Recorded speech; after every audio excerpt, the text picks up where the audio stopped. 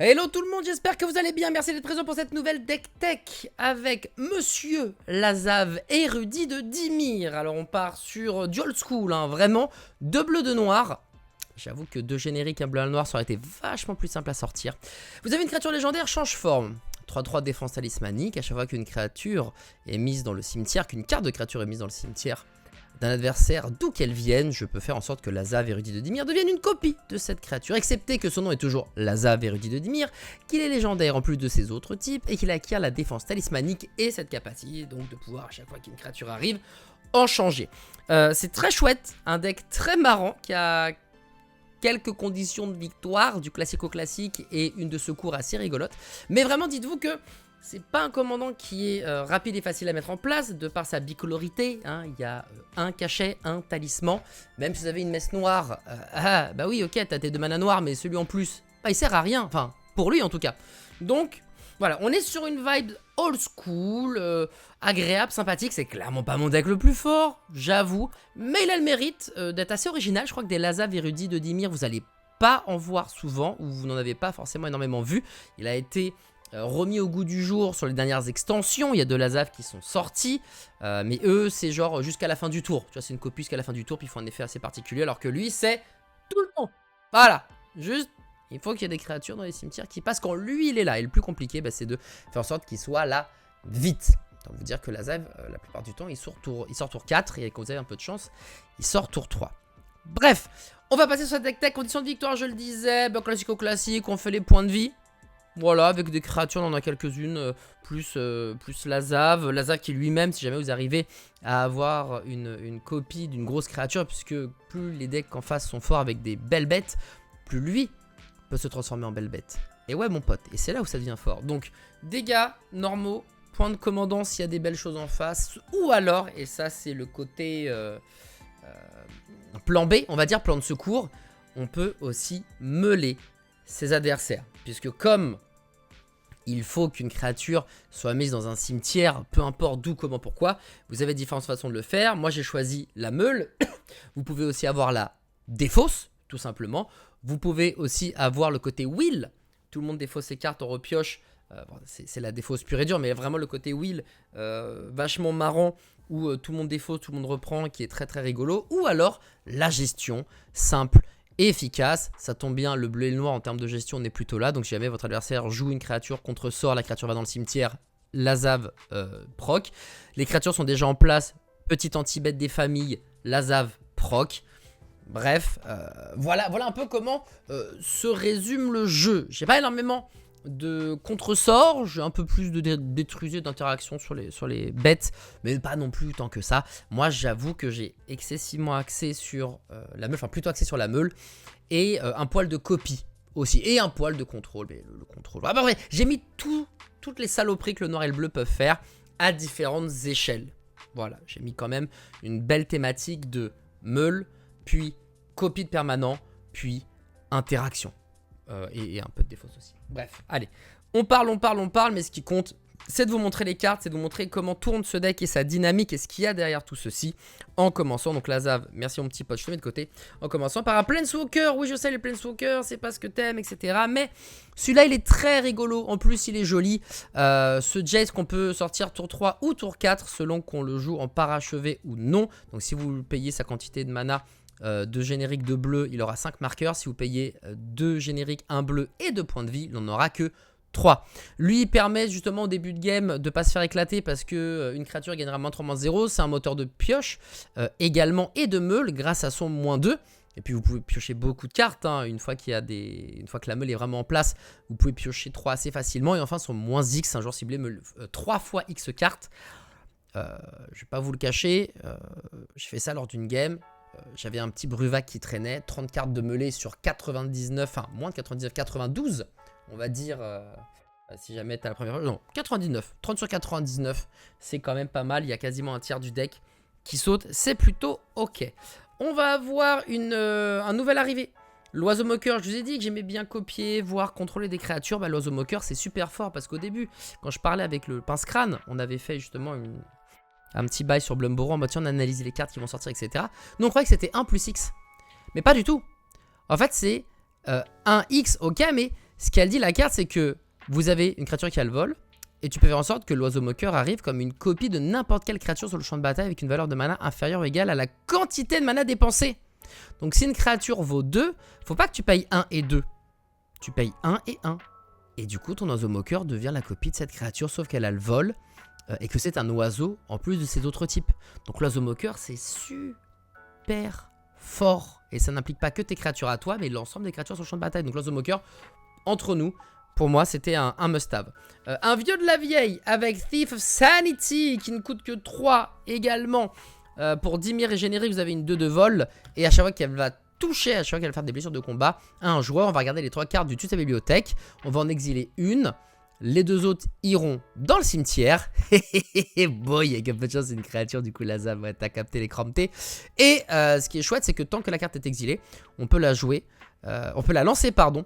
Avec du mana de n'importe quelle couleur, quoi. Donc on pourra pas jouer de terrain, malheureusement, puisque c'est You May Cast et pas You May Play. Ça, c'est une différence importante, hein. Mais quand même, c'est quand même rigolo. Ça te permet de mettre des créatures dans le cimetière pour faire proc Lazav. Ça te permet d'enlever des menaces aussi directement dans le cimetière. Et ça te permet de jouer des sorts. C'est comme si tu avais une main secondaire qui se remplissait au fur et à mesure quand tu as le Thief of Sanity, qui est quand même assez chouettos. On a...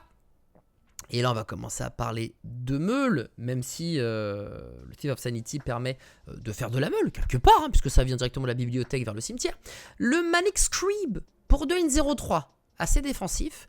Quand il est sur le champ de bataille, chaque adversaire va mettre les 3 cartes du dessus de sa bibliothèque dans son cimetière. Très bien.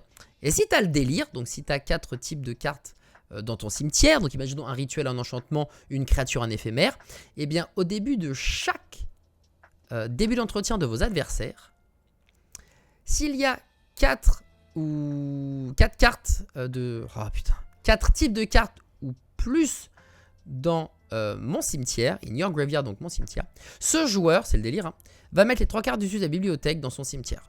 Donc quand il arrive 3, quand ça va être au tour de l'adversaire, si tu as le délire, il va remettre 3.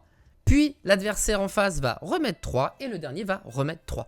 Donc il est très rigolo, très sympa. Avoir 4 types de cartes dans son cimetière, c'est assez simple, pour être honnête. Et voilà. Voilà, il est simple, efficace. Si tu l'as tour 2, t'es content. Tu vas le jouer pour te prémunir de certaines attaques, de certaines créatures. Tu vas pouvoir tout de suite meuler. Écoute, on adore. Une carte qui fait grand bobo et à la fois grand plaisir. La Liche de Havengul. Alors, elle est très très très stylée. 5-4-4. Ok. Toujours en Dimir. Pour un mana générique. Tu peux lancer une carte de créature ciblée depuis un cimetière ce tour-ci. Donc, tu vas payer ton mana. Et tu vas pouvoir jouer une carte de créature depuis n'importe quel cimetière. Donc tu vas pouvoir payer son coût, tu vas devoir même payer son coût de mana quand même, hein, faut pas déconner. Et quand tu lances cette carte ce tour-ci, la Liche de Havengul acquiert toutes les capacités activées de cette carte jusqu'à la fin du tour. Donc là, ça veut dire que déjà pour 1, plus le coût de mana de la carte que tu vas réanimer, bah, tu vas t'approprier une carte de créature chez toi ou chez les autres. Et si en plus, il y avait une capacité activée, la Liche de Havengul a la capacité activée.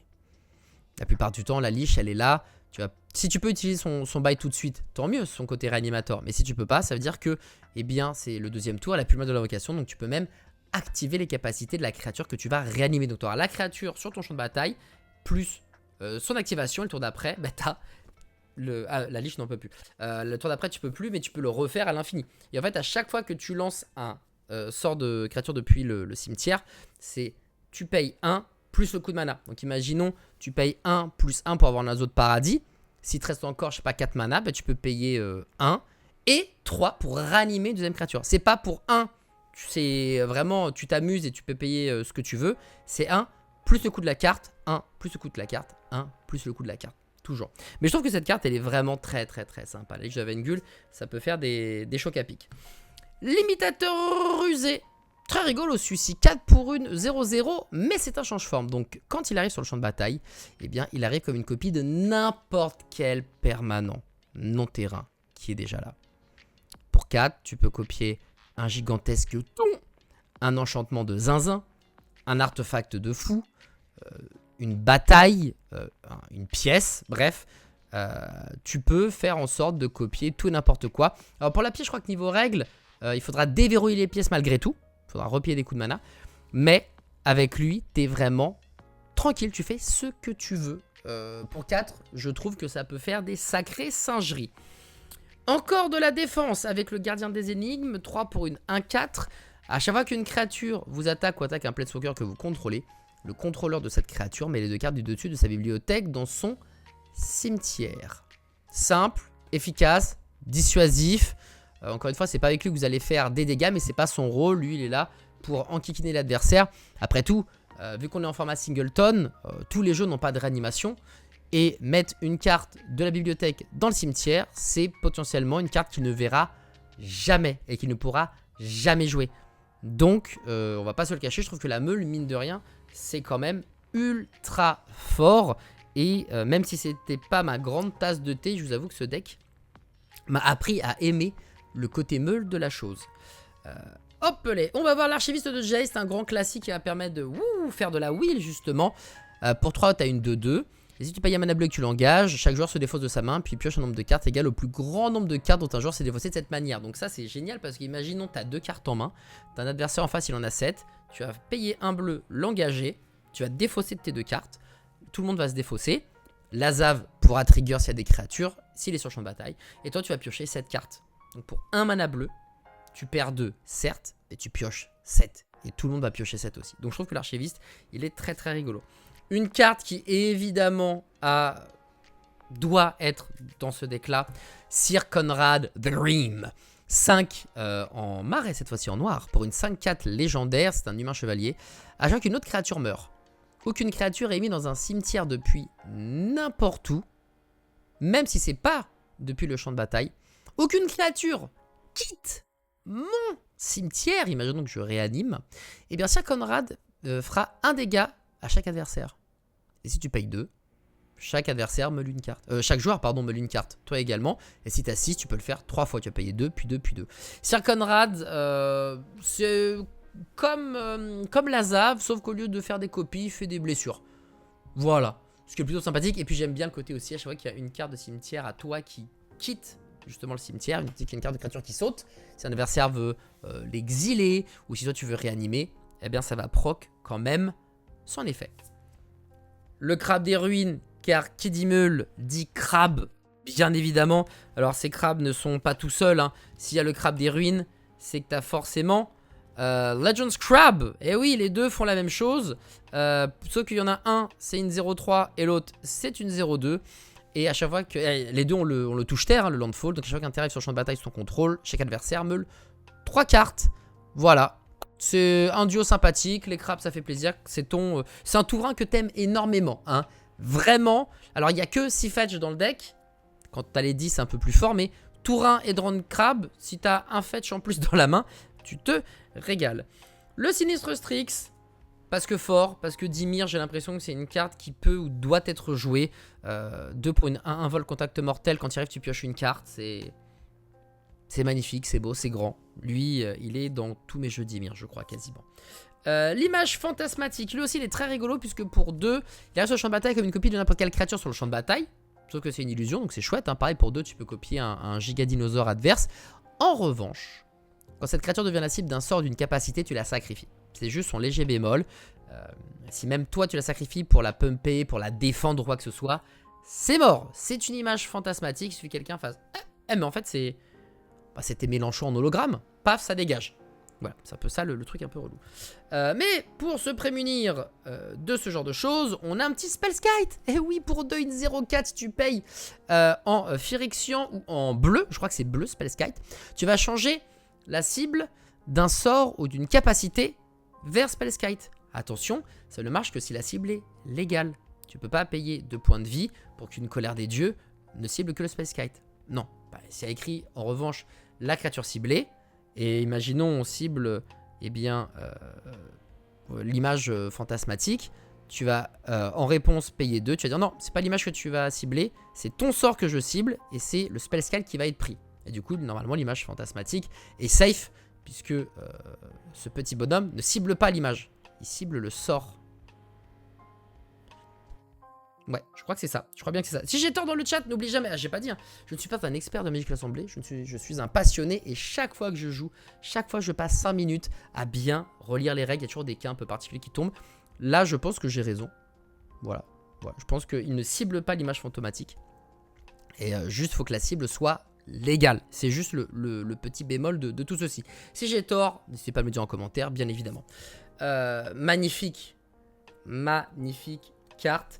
Lui, c'est le... Alors, comme il est écrit en japonais, via Yoji Shinkawa, qui est le dessinateur illustrateur de Metal Gear Solid. Il me semble que c'est le Phyrexian Métamorphe. Je vais juste être sûr de... Voilà, c'est ça, le Phyrexian Métamorphe, c'est bien lui, qui est très rigolo, puisque pour 3 et 1 Phyrexian bleu, il peut être une copie de n'importe quelle créature ou artefact sur le champ de bataille. Voilà, le petit côté artefact qui permet en cas de pépin d'avoir une solution. Si ça vous arrange ou pas d'avoir un piège-pont. Voilà, vous pourrez copier un piège-pont vous aussi. Et tout le monde pourra s'amuser fortement à la table. Une créature rigolote, Keiga the Tide Store, 6 pour une 5-5 vol, mais ce qui est très chouette, c'est que cet esprit de dragon, eh bien, quand elle meurt, te permet de gagner le contrôle d'une créature ciblée. Donc voilà, quand Keiga part au cimetière, tu voles une créature. Simple, rapide, efficace, j'aime beaucoup. Une carte également dans les jeux meules qui, à mon avis, doit être présente quasiment tout le temps. L'aberration dévorante. Pour 5, sa force et son endurance sont égales au nombre de cartes dans les cimetières de vos adversaires. La dernière partie que j'ai faite en multi-EDH, si l'aberration dévorante était en place, je pense que c'était une 60-60 facile. Le deuxième truc qu'elle a, c'est qu'à chaque fois que tu lances un sort, chaque adversaire révèle les cartes de sa bibliothèque jusqu'à révéler une carte de terrain. Puis il met ses cartes dans son cimetière. Parfait pour la Zav, parfait pour Sir Conrad, parfait pour casser les pieds. Bref, on se régale. Hop-les. L'ami du petit déjeuner, l'ami de la meule, passionné, Bruvac le grandiloquent, 3, 1, 4. Et juste, ce qu'il dit, c'est que si un adversaire devait meuler une ou plusieurs cartes, à la place, il meule le double. Est-ce qu'on a vraiment besoin d'explications? Je ne pense pas. Bruvac, c'est une dinguerie. Get le seigneur du caveau. Ça, c'est Joël dans Sol Ring qui m'a appris à mes dépens que cette carte était turbo broken. Pour 6, une 5-5 intimidation. Donc, il y a un peu d'évasion dans le terreau. Et ce qui est chouette, c'est que pour un mana noir plus X, tu vas pouvoir mettre une carte d'artefact ou de créature ciblée avec un coût converti de mana de X. Donc, pile poil. Faut payer le coût de mana pile poil. Sur le champ de bataille depuis le cimetière d'un adversaire sous ton contrôle engagé. Ce joueur va ensuite mettre les X cartes du dessus de sa bibliothèque dans son cimetière. Donc si vous réanimez par exemple un Sol Ring, vous allez payer un mana noir et un mana générique. Il arrivera sur le champ de bataille engagé et l'adversaire va meuler une carte. Et si par contre vous arrivez à sortir un truc un peu plus costaud, eh bien il meulera d'autant de cartes que le coup de mana. Donc get le seigneur du caveau, le fait de pouvoir animer des créatures mais aussi des artefacts, ça j'avoue que c'est très énervé parce que s'il y a des cailloux qui traînent, on peut les prendre. S'il y a des ozolites qui traînent et que ça peut vous servir parce qu'il y a des marqueurs, vous récupérez un monolithe. Bref, il y a si vous en avez beaucoup de mana, il y a peut-être un grand cromlech qui doit traîner dans un coin. Il y a peut-être des jambes, des jambières d'éclairs. Il y a peut-être des épées intéressantes à réanimer. Genre vraiment, get, c'est turbo fort. Ça, c'était pour le pool de créatures. Il n'y en a pas des masses, en vrai. On en a 18 dans le deck. Mais comme vous allez en voler, en réanimer, en copier, c'est ok tiers. Passons maintenant au rituel. Cacophonie exaspérante qui exaspérera également vos adversaires. Pour 2, chaque adversaire meule 8 cartes. Ok. Mais par contre, si tu payes 4 de plus, donc pour 6 au global, si le sort était kické à la place, chaque adversaire meule la moitié de son deck, arrondi à l'unité supérieure. Les bêtises. Les bêtises. Une carte très sympathique pour 4, dont 3 mana bleus. Alors ce qui est chiant, c'est de payer 3 mana bleus. C'est vrai qu'avoir les 3 mana bleus, c'est un peu compliqué. Mais si on y arrive, pour chaque adversaire, acquérir le contrôle jusqu'à une cible créature ou planeswalker que ce joueur contrôle avec une valeur de mana inférieure ou égale à 3. Donc quand vous êtes en multijoueur, et vous allez payer 4, et potentiellement, vous allez repartir avec 3 permanents créature ou planeswalker de vos adversaires. Pour 4, t'as 3 cartes. j'ai l'impression qu'on est plutôt pas mal. Alors oui, il faut que ça soit inférieur ou égal à 3. Mais si tu fais ça par exemple en début de partie, si tu le fais par exemple tour 4, ça va aller. Honnêtement, t'es obligé de rapporter un truc. Une petite vrasse des familles, parce que vous savez que je l'adore cette vrasse, le déluge toxique. Pas la peine d'en parler. Je trouve ça beaucoup trop fort et ultra utile. Et puis ça fera une destruction de créatures, donc la Zave qui pourrait peut-être s'en sortir et copier les créatures qui vont au cimetière. Le petit Bribery dans sa version tir à œil. Alors lui, il est génial pour 5. Tu vas fouiller, farfouiller, même fouiner dans la bibliothèque d'un adversaire et tu vas lui prendre une créature, tu vas le mettre sur le champ de bataille. Basta. Tu mélanges ta bibliothèque, mais pour 5, tu peux aller voler n'importe quelle carte dans la bibliothèque de ton adversaire. Que demande le peuple? Petit Pounder, le classique pour 1. Tu regardes les 3 cartes du dessus de ta bibliothèque, tu les mets dans n'importe quel ordre. Si tu sens que c'est que du caca, eh bien tu vas pouvoir mélanger ta bibliothèque histoire de souffler un peu. Et ensuite tu pioches une carte. Pounder, c'est assez sympathique et agréable. Ce qui est sympathique et agréable aussi, c'est Reanimate. Réanimation pour 1. Tu peux mettre sur le champ de bataille une carte de créature de n'importe quel cimetière, sauf que tu vas perdre autant de points de vie que le coût de mana de la carte. Voilà, mais Reanimate, vous comprenez bien que lorsqu'on meule à l'envie 3 adversaires, on a envie d'avoir un peu de récursion. Et Reanimate, c'est vraiment le fer de lance de la réanimation. C'est juste son blaze, en fait. Siphonner l'esprit, alors ça c'est une carte excellente qui est dans pas mal de mes decks, puisque pour 4, alors uniquement pour du multijoueur. En EDH 1v1, laisse tomber, duel commander c'est pas bon. Mais pour 4, chacun des autres joueurs se défausse d'une carte, puis tu pioches une carte pour chaque carte défaussée de cette manière. Donc grosso modo ce qui se passe c'est que pour 4, chaque joueur défausse une carte, et toi tu vas piocher 3. Elle est pas belle la vie, elle est pas belle. Alors par contre si l'adversaire a pas de carte en main, bon bah c'est... Tu l'as dans le baba, mais grosso modo, c'est rare d'être vraiment à poil en termes de main, donc Siphonner l'esprit, c'est très fort. Une carte très stylée aussi pour tourner mélange, l'aubaine. Chaque joueur se défausse de sa main et pioche autant de cartes qu'on avait celui qui s'est défaussé du plus grand nombre. Voilà, l'archiviste de Jace, l'aubaine, tout ça, ça permet de mettre les créatures dans le cimetière, de faire proc la Zave, ça vous refait une belle petite main, bien propre. Bref, aubaine, très sympa. Révaca blanc pour 2+6. Choisissez l'un si tu as ton commandant sur le champ de bataille au moment où tu lances les Révaca blancs. Tu peux choisir les deux. Soit un joueur ciblé va piocher X cartes. Donc normalement c'est plutôt toi que tu cibles. Et ensuite, un joueur ciblé pioche X cartes donc toi et un joueur ciblé meule 2 fois X cartes. Donc si tu as payé 2 génériques 1 bleu, le coup de mana de base, et que tu as payé 2 en plus, et que tu as ton Lazave, pour 5, tu vas piocher 2. Et l'adversaire va meuler 4.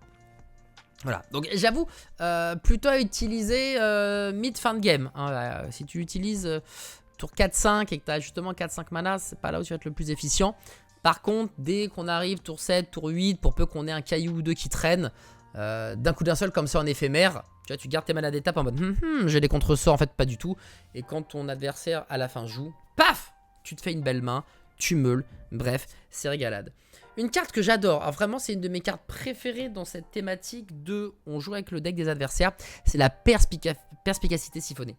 Je trouve que cette carte est trop forte. Pour seulement 2 en éphémère en plus de ça, tu vas regarder les cartes de la bibliothèque d'un adversaire.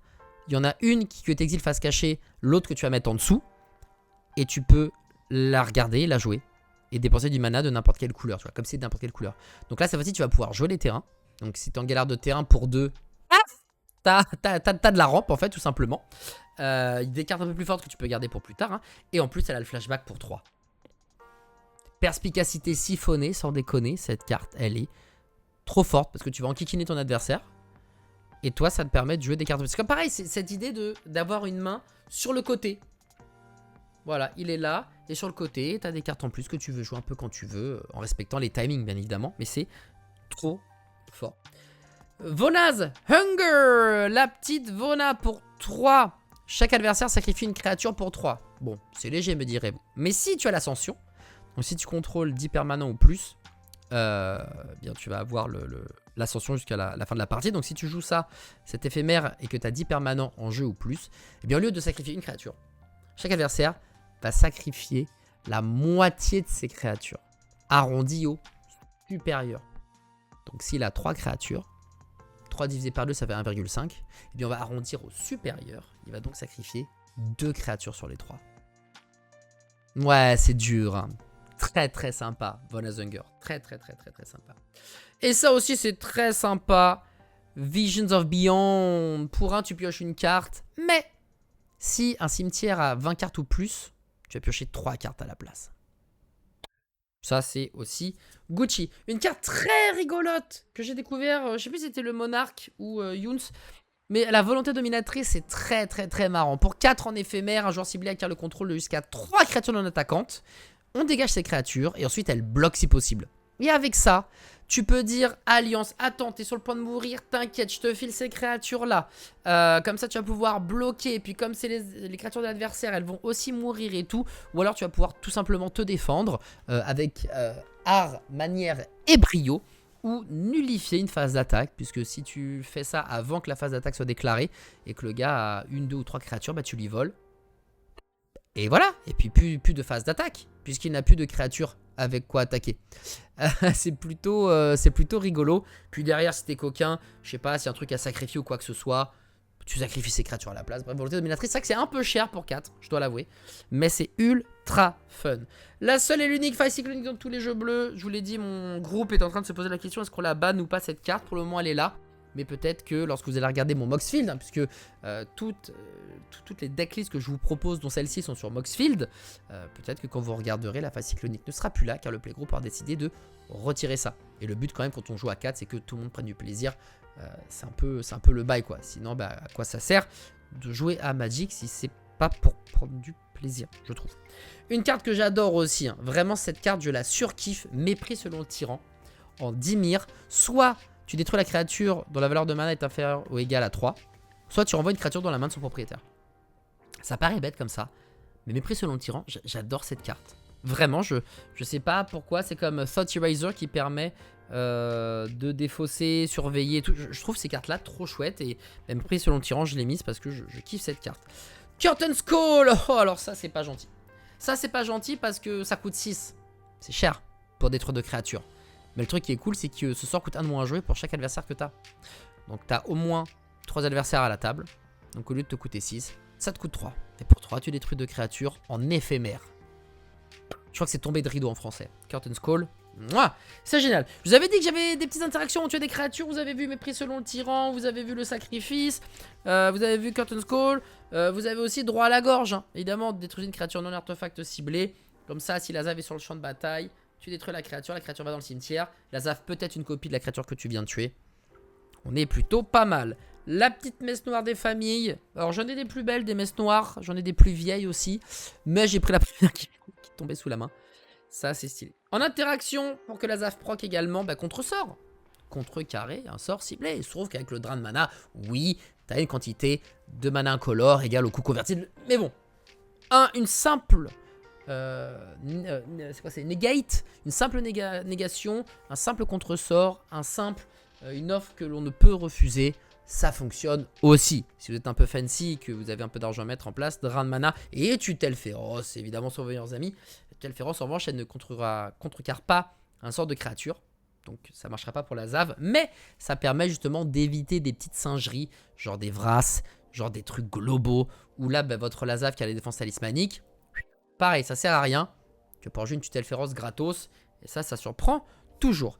Place aux artefacts. On a besoin de mana. Parce que ce deck, mine de rien, bah, il est pas gratos. Si tu veux t'amuser, il faut de la ressource. Donc une Dynamotran pour 4, 3 mana incolores. Tu vas avoir Featherstone. Tu ajoutes un mana de n'importe quelle couleur qu'un terrain qu'un adversaire pourrait produire. Voilà, tu es plutôt tranquille avec ça normalement. Un cachet d'ésotérisme. Parce que voilà, c'est la base. Si on part sur, parce que c'est mélangé, c'est dans la liste Moxfield, donc c'est caillou, carte normale, caillou, carte normale. Donc la machine lithoforme, je trouve qu'elle est stylée et qu'elle a sa place ici, parce que tu vas vouloir forcer la meule, par exemple, et du coup, pour 3 mana de plus, tu vas copier le sort d'éphémère ou de rituel, ce qui est chouette. Tu peux aussi forcer la meule en payant 2 et en copiant la capacité activée ou déclenchée d'une créature que tu contrôles, enfin que tu contrôles même tout court. Et enfin, quand tu as beaucoup de mana, eh bien, tu peux même copier un sort de permanent. Donc tu vas pouvoir créer un jeton d'un permanent qui arrive en jeu. Donc la machine lithoforme, elle coûte cher, c'est sûr, mais on essaie de faire en sorte d'avoir les ressources pour. Donc c'est pour ça que j'ai mis cette carte-là. Voilà. À voir, ça se trouve, vous me direz que c'est totalement éclaté au sol. Moi, je trouve qu'il y a un vrai potentiel avec ce deck-là précisément. Encore une fois, du mana, ce qui est dommageable, c'est que c'est pas du mana coloré. Mais bon, ça te fait un mana quand même un color supplémentaire. Tu peux piocher une carte en la sacrifiant en payant un grand classique. Le seul signet possible et imaginable, bah, c'est le Dimir Signet. Donc forcément, il est dedans. Un superbe chaudron d'Agatha, puisque on va pouvoir exiler des cartes depuis le cimetière de vos adversaires. Hein. Donc ça, c'est quand même chouette. Et, puisque en fait, quand vous l'engagez, tu exiles une carte ciblée. Et si c'est une carte de créature, tu vas pouvoir mettre ta marqueur +1 sur une créature ciblée que tu contrôles. Et ce qui est chouette, c'est que les créatures que tu contrôles avec des marqueurs +1/+1 ont toutes les capacités activées de toutes les cartes de créatures exilées par le chaudron d'Agatha. Le chaudron d'Agatha, in fine, il dit qu'on peut dépenser du mana comme si c'était de n'importe quelle couleur pour payer les capacités des créatures que vous contrôlez. Donc en fait, ça veut dire que si tu as un adversaire qui joue mono rouge et que sa créature elle a une capacité bien précise, eh bien tu vas exiler. La créature que tu vas décider de pumper donc aura son +1/+1 et aura la capacité activée du rouge. Mais peu importe qu'il faille jouer 3 mana rouge et engager la créature, puisque maintenant que c'est du mana de n'importe quelle couleur, tu peux. Et comme vous allez beaucoup meuler, si jamais il y a quelqu'un justement qui comme vous a de la réanimation, paf, t'engages le chaudron d'Agatha et il n'y a pas de réanimation. Et non, ta carte va être exilée et en plus, je vais pouvoir m'amuser à mettre un marqueur +1/+1 si c'est une créature. Donc dans encore une fois cet esprit-là, le chaudron d'Agatha, je trouve qu'il a toute sa place. Un petit Sol Ring des familles totalement sublimissime. Une lanterne chromatique un peu moins sublimissime, il faut bien faire du mana. Pareil pour la relique de la coalition. Je vous dis, il faut du mana. Et pour bicolore, il faut mettre quasiment tous les trucs qu'il y a. Même si ça coûte 3 et que c'est embêtant. Parce que 3 c'est vraiment cher payé. Mais à 2 t'as quasiment rien de bien. Relique de coalition, obligé. Un très beau tour 1 également. L'hôtel de la couvée. Très très chouette, puisque à chaque fois qu'un autre permanent arrive sur le champ de bataille sous ton contrôle, chaque adversaire met la carte du dessus de la bibliothèque dans son cimetière. Ça pareil, tu l'as tour 1, c'est génial, puisque un autre permanent c'est terrain compris. Donc si tu joues tour 2, une carte de terrain et je sais pas moi, un Dimir Signet, si t'as de la chance, bah, tout le monde va meuler 2 cartes, sauf toi. Trop fort l'hôtel de la couvée, c'est vraiment trop fort. Une carte très sympathique, assez peu vue je trouve, mais hyper cool. Realm Breaker, The Evasion Tree. Pour 3, il se passe rien, c'est chiant. Mais, tu payes 2 ensuite et tu l'engages. L'adversaire ciblé va meuler 3 cartes. Tu vas pouvoir mettre un terrain depuis son cimetière sur le champ de bataille engagé. Et par contre, si à un moment donné il devait quitter le champ de bataille, il exile à la place. Mais ça veut dire que, soit tu meules, il y a un terrain dedans, let's go. Soit tu meules, il n'y a pas de terrain. Mais si dans son cimetière, il y a déjà un terrain, tu peux le mettre aussi. Parce qu'il n'y a pas écrit... Il faut que ça soit une carte de terrain que tu viens de meuler. C'est juste à partir du moment où c'est dans le cimetière, c'est Kinder Bueno. Donc le Realm Breaker, ça va te permettre pour 2 de ramper à quasiment tous les tours. Tu regardes évidemment s'il n'y a pas quelqu'un qui a joué des fetch. Dans ce cas, tu récupères les fetch. Ici. Le 10, il n'y a pas trop de prétor, donc le 10 n'est pas utile du tout. Très belle carte, vous la connaissez, la toupie de divination du Sensei. Ça te permet de regarder les cartes du dessus, piocher, faire des tricks avec, etc. C'est assez cool. Comme ce deck-là est pas mal bleu dépendant, mine de rien, il y a très peu de sorts noirs ou Dimir dans l'idée. Le médaillon de saphir est beaucoup plus utile que son pendant tif noir. Donc, médaillon de saphir pour 2, les sorts bleus que vous lancez coûtent 1 de moins à lancer. Simple, rapide, efficace. Celui qui casse la tête, le Palantir de tank, il est très cool parce qu'il y a un côté meule aussi assez marrant. Alors, au début de l'étape de fin, tu vas mettre ta marqueur influence sur lui, tu vas scry 2, et ensuite un adversaire ciblé va te dire soit tu pioches, soit tu pioches pas. Si tu pioches, il se passe rien. Si tu pioches pas, eh bien tu vas meuler X cartes, X étant le nombre de marqueurs influence. Donc tour 1, tu as un marqueur, s'il te dit non tu pioches pas, tu vas meuler une carte. Tour d'après, 2, non tu pioches pas, tu vas meuler 2. Sauf que quand tu meules, l'adversaire qui t'a dit non va perdre autant de points de vie que le coût de mana total des cartes. Et comme tu scry 2, tu peux vraiment t'amuser à bamboozle le gars et le défoncer de cette manière. Donc le Palantir d'Ortank, il est très très mal. Et puis en vrai, la première on te la défausse toujours, la deuxième on réfléchit, et à partir de la troisième, tout le monde te laisse piocher. Genre vraiment, c'est assuré 200%. Le seul talisman que je peux mettre, le talisman de dominance en Dimir. Une carte à mourir de rire, Mindcrank. Alors ça, si vous connaissez pas, c'est fabuleux. C'est fabuleux. Pour 2, c'est un artefact, il est tout beau, il est tout gentil, il est là. À chaque fois qu'un adversaire perd des points de vie, ce joueur va meuler autant de cartes qu'il a pris de blessures. C'est-à-dire que vos adversaires, voilà, ils se tapent sur le coin du bec, hop, et ils vont perdre des points de vie. Il y a beaucoup de decks qui disent « Ah, bon, bah, il se passe un truc, paf, tout le monde perd un point de vie. » Tout le monde perd un point de vie, bah, tout le monde va meuler. Sauf toi, bien évidemment, parce que chaque fois qu'un adversaire perd des points de vie. Mindcroc, c'est trop chouette. C'est vraiment une carte que j'adore. Elle est trop cool. Franchement, c'est une carte coup de cœur du deck, je vais pas vous le cacher. Je la surkiffe. Fin des artefacts, passons maintenant aux enchantements. De la récursion en masse pour 7. Au début de ton entretien, tu vas pouvoir mettre une carte de créature depuis n'importe quel cimetière sur le champ de bataille sous ton contrôle. Ça, ok, mais 7, c'est loin. Il faut attendre un tour pour que ça s'active puisque c'est au début de l'entretien. En revanche, pour 2, tu peux cibler une créature, lui filer -3/-3 et tu gagnes 2 points de vie. Voilà, donc tu as le côté anti-bet de l'aventure, que tu joues en rituel, cela dit, et le côté très fort de la récursion en milieu, fin de game. Donc je trouve ça très chouette. Ristix te dit, je sais, mais il faut bien piocher, ma bonne dame, il faut être efficace, merde. Donc voilà, la Ristix te dit, je sais, c'est pas bien, mais en japonais. Du coup, on va dire que c'est ok. J'essaie de me raisonner comme je peux. Memory Érosion, très chouette pour 3. Chaque fois qu'un adversaire joue un sort, il met les 2 cartes du dessus de la bibliothèque dans son cimetière. Donc plus le joueur est gourmand, plus il joue de sorts et plus il va meuler. Vous avez la même par rapport à lorsque vous piochez. L'adversaire va meuler. Enfin, tout le monde va meuler 2 cartes, je crois. Ou c'est le joueur ciblé, je sais plus. Je crois que c'est chaque adversaire. On pioche pas mal dans ce deck, mais c'est pas non plus le truc numéro 1. Donc je trouvais que Memory Érosion c'était plus rigolo. Et puis ça permet aux joueurs d'avoir une alternative. S'ils se disent ah non mais j'ai pas envie de meuler parce que bon je vais jouer que un sort ou 2 au lieu des 4 que je devais. Tu vois, ça lui permet quand même de réfléchir. Il y a une sorte de diplomatie. Alors que quand tu pioches, bah tu pioches et tout le monde mange quoi. Donc Memory Érosion, j'ai préféré ça à la pioche. On va avoir l'animation des morts bien évidemment. Pour animer n'importe quelle carte dans n'importe quel cimetière. Sauf qu'elle aura -1, -0. Voilà. Et si l'animation des morts est détruite, eh bien la créature repart dans son cimetière. Mais récursion pour 2 sans vraiment de malus, -0, voilà, c'est ok tiers. C'est quand même assez puissant. Cours de la ruse. Lui, il est stylé. Pour 3, quand tu arrives, bam, tu deviens le monarque. Et au début de ton entretien, n'importe quel nombre de joueurs ciblés meule chacun 2 cartes. Donc tu choisis. Ça, c'est Coubertin. En revanche, si tu es le monarque, chacun de ces joueurs meule 10 cartes à la place. Alors c'est vrai que quand il arrive lui, on a envie de vous voler la couronne, bien évidemment. Mais si vous arrivez à la garder ne serait-ce qu'un tour, très bon. Très bon la cour de la Rise. Très chouette carte. Et enfin, dernière carte avant de passer au terrain. La classico-classique Traîtrise. Alors celle-ci, fabuleux. Pour 5, quand il arrive en jeu, tu dégages 5 terrains. Donc à partir du moment en fait, où tu joues 5, c'est un sort entre guillemets gratuit. À partir du moment où tu as les ressources pour, c'est un sort gratuit. Vous contrôlez la créature enchantée. Voilà.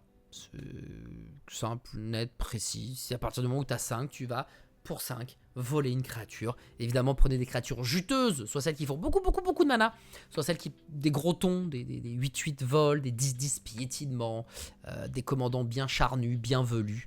Bref, enfin, je vais pas vous apprendre le bail, hein, mais Traîtrise, vous allez vous régaler. Et enfin, les terrains. Tour de commandement, c'est la base. Verger exotique aussi. L'esplanade d'héros pour se prémunir d'une destruction qui peut filer la défense talismanique. Bon, votre commandant l'a déjà, mais sur une autre créature par exemple. Le flambeau de commandement, parce qu'on va pas se le cacher, même s'il a la défense talismanique, parfois, il mange bien chaud notre ami Lazav, donc c'est très chouette de pouvoir le remettre dans sa main et payer que 4. Minamo pour pouvoir détaper un permanent légendaire. Shizo pour pouvoir donner la peur jusqu'à la fin du tour à, pourquoi pas, ton commandant, pour qu'il puisse connecter. On a aussi un Reflecting Pool. Bah, comme tu joues que bleu et noir, il n'y a pas 36 solutions, c'est assez facile. Otawara, la cité aérienne, une des meilleures cartes. C'est une des meilleures cartes. De toute façon, les terrains de Kamigawa non dynastique, que ce soit Boseiju, Otawara, Takenuma et tout, c'est... Si vous avez un jeu bleu, ne pas avoir Otawara, c'est criminel. Ensuite, on va avoir tout ce qui permet de... Oula, mais attends, toi, tu viens là, toi, je me suis trompé. Voilà. Tu vas avoir tout ce qui fait du bleu ou du noir. Donc ça, si tu as au moins 2 autres terrains, il arrive des tapes. Lui, si tu as au moins 2 adversaires, il arrive des tapes. Le bassin morphique en multi, c'est Kinder Bueno. Lui, si tu as au moins une île ou un marais, pareil, il arrive des tapes. Lui, c'est tu choisis soit le côté bleu, soit le côté noir. Lui, pour 1, tu vas pouvoir mettre un mana bleu ou un mana noir. Lui, si tu as au moins 2 terrains de base, il arrive dégagé. Et j'ai pas mis le filter, tiens. J'aurais dû le mettre, j'en ai plein des Sink and Ruins. Je vais peut-être mettre le filter à la place de lui. Le dépression engloutie de terrain de base, c'est peut-être le truc le plus compliqué à mettre en place. Donc je vais peut-être le sauter. Mais bon, en tout cas, il est marais, donc tu pourras le fetcher. Et ça, c'est cool. Tu vas avoir le seul Shockland. Voilà. Que tu connais. Tu vas avoir 1, 2, 3, 4, 5, 6 marais. Que voici. Avec la magnifique illustration de Duskmoon. 1, 2, 3, 4, 5, 6, 7, 8, 9 asiles. Avec le magnifique Theros Label. Et enfin, les 6 fetch. La plaine marécageuse. L'estuaire pollué. Ah bah elle est là, regardez. La rune engloutie, elle est là. Je l'avais mal rangée. Donc, Flooded Strand. Catacombe verdoyante. On va avoir le Scalding Trane pour le lac bouillonnant. Et la fondrière sanguinolente. Donc tu as les 6 fetch également qui sont présents. Voilà les amis, c'était ma deck tech sur Lazav Dimir Mastermind ou érudit de Lazav érudit de Dimir en bon François. Un deck comme je vous l'ai dit assez rigolo à jouer, mais c'est pas le plus fort. Donc si vous voulez un deck qui tabasse, regardez les deck tech que je vous ai proposés auparavant avec Aragorn, avec Niv Mizzet, avec Atraxa. Là on est plus sur un truc chill, détendu. Voilà, c'est clairement pas le deck le plus fort que j'ai, hein, mais quand il sort on s'amuse bien. Et puis la meule, ça fait pas rire les copains, mais ça fait rire. Moi ça me fait rire. Et justement on a joué la dernière fois, j'ai joué la dernière fois ce deck là, et c'est très rigolo. À un moment il y avait Titav, il y avait Lincus, Az et alors pas Az de Sol Ring, mais un autre Az qui est lui dans l'e-sport et le divertissement, et un pote d'enfance. On a joué et il y a un moment t'as Titavian qui dit ben voilà je t'attaque et tu vas meuler 32. Parce qu'il attaquait avec une 16-16. Il y avait mon Mindcrank en jeu et Bruvac. Et j'avoue que cette phrase nous a tous fait rire. Voilà. Sauf le gars qui a dû meuler ses 32 cartes. Parce que lui, il joue au lien de vie. Donc perdre 16 points de vie, il en avait rien à faire. Mais meuler 32 cartes, ça c'était autre chose. Et on a tous beaucoup rigolé. Voilà les amis, merci beaucoup d'avoir regardé cette deck tech. N'oubliez pas, aimer, liker, partager, follow la chaîne si ça vous intéresse, etc. Il y a des deck tech toutes les 3 semaines. Et entre temps, j'ouvre des displays Lorcana ou des displays Magic l'Assemblée ou des displays Altered notamment.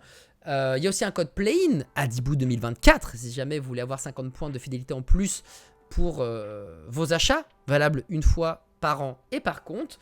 Et enfin, dans 3 semaines, on fera une nouvelle deck tech, bien sûr.